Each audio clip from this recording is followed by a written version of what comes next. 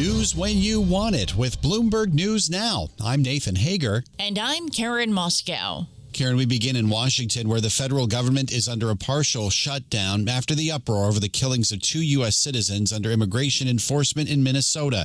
Democrats are demanding new restrictions on federal agents, including warrant requirements, body cameras, and removal of masks. House Speaker Mike Johnson says the impasse over government funding won't last long. Well, let's say I'm confident that we'll do it at least by Tuesday. We have a logistical challenge of getting everyone in town, and because of the conversation I had with Hakeem Jeffries, I know that we've got to pass a rule and probably do this mostly on our own. I think that's very unfortunate. House Speaker Mike Johnson appeared on NBC's Meet the Press. Minority Leader Hakeem Jeffries says the Department of Homeland Security needs dramatic reform. We need to actually build these strict requirements in terms of behavior into the law so that the courts can hold them accountable and the American people, through their representatives at the state and local level, can hold these individuals accountable. House Minority Leader Hakeem Jeffries was a guest on ABC's This Week, and you can hear This Week and Meet the Press every Sunday on Bloomberg Radio. The Senate passed a bill last week that funds DHS for 2 weeks to allow more time to negotiate. The rest of the government would be funded through the end of September. Nathan, the Democratic candidate for a Texas state Senate seat in a conservative district near Dallas won a runoff election on Saturday, overcoming a late intervention from President Trump. Taylor Rehmet defeated Republican Lee Wambsgans in the race for the seat in Tarrant County, which includes Fort Worth, getting 57% of the vote. President Trump carried the district by 17 percentage points in 2024. Getting back to Washington now, Karen, the Justice Department's latest release of its Jeffrey Epstein files continues to reverberate. On Friday, Deputy Attorney General Todd Blanche said the agency had finished its review of 6 million pages of material on the late sex offender and ultimately released about 3.5 million of them. Blanche says congressional leaders can still see the material that's being kept under wraps. He also appeared on ABC's This Week. We have nothing to hide. We have nothing to hide. We never did. And our doors are open if they want to come and review any of the materials that we produced. It's Deputy Attorney General Todd Blanche, but Democratic Congressman Jamie Raskin says all the files need to come out. They've done no real investigation. Their entire determination has been to shut it down to protect Donald Trump. Congressman Jamie Raskin of Maryland appeared on CNN's State of the Union. The latest batch of documents includes a list of unverified tips about President Trump that the Justice Department has called untrue and sensationalist. The Wall Street Journal reports the release also exposed the names of dozens of Epstein's victims, including many who have not shared their identities publicly or were minors when they were abused. DOJ is required to redact all victims' names under the law ordering the file's release.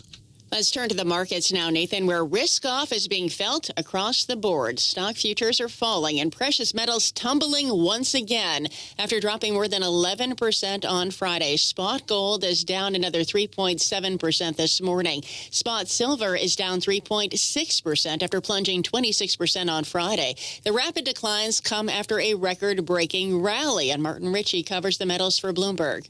I think throughout last week, all that kind of frenzied trading, all the bulls piling in, I think there was a lot of warnings that this price was going ahead of reality. But now we're in a situation, I think, across gold, silver, and perhaps even copper and metals, where we're looking to see where people start to buy the dip.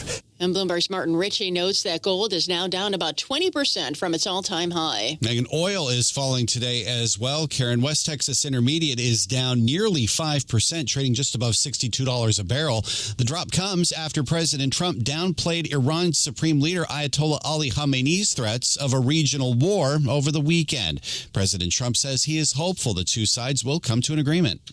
Hopefully we'll make a deal. If we don't make a deal, then we'll find out whether or not he was right. And this morning, a spokesman for Iran's foreign ministry says the country hopes diplomatic efforts to avert a war with the U.S. will bear fruit within days. Well, earnings will also be in focus on Wall Street, Nathan. More than 125 companies in the S&P 500 reporting. We'll hear from two of the so-called Mag 7. Alphabet reports on Wednesday and Amazon on Thursday. This morning, we hear from Disney before the opening bell. Bloomberg News has learned the board of the entertainment giant is aligning on promoting theme park division chairman Josh D'Amaro to the role of chief executive. The 54-year-old has led the unit that delivers most of Disney's profits since 2020. 2020. If approved, tomorrow will succeed Bob Iger. And there are some new developments this morning on the artificial intelligence front, Karen. Nvidia CEO Jensen Huang says the company's proposed $100 billion investment in OpenAI was, quote, never a commitment, and that the company would consider any funding rounds one at a time. Huang's comments come after the Wall Street Journal reported Friday that Nvidia's investment plan had stalled after some inside the company expressed doubts about the deal. Huang spoke to reporters in Taipei over the weekend about OpenAI and its CEO, Sam Altman. I believe in OpenAI. The work that they do is incredible. They're one of the most consequential companies of our time, and I really love working with Sam. NVIDIA CEO Jensen Huang also said, quote, I believe in OpenAI. They're one of the most consequential companies of our time. Nathan, let's stay with AI and shares of Oracle. They are down almost 3.5% this morning. The company plans to raise $45 billion to $50 billion this year to build additional cloud infrastructure capacity to meet demand. Its largest cloud customers include Advanced Micro Devices, Meta Platforms, Nvidia, and OpenAI. The announcement coincides with persistent fears about whether massive artificial intelligence-linked investments by tech companies such as Oracle will pay off. That's news when you want it with Bloomberg News Now. I'm Karen Moscow. I'm Nathan Hager, and this is Bloomberg.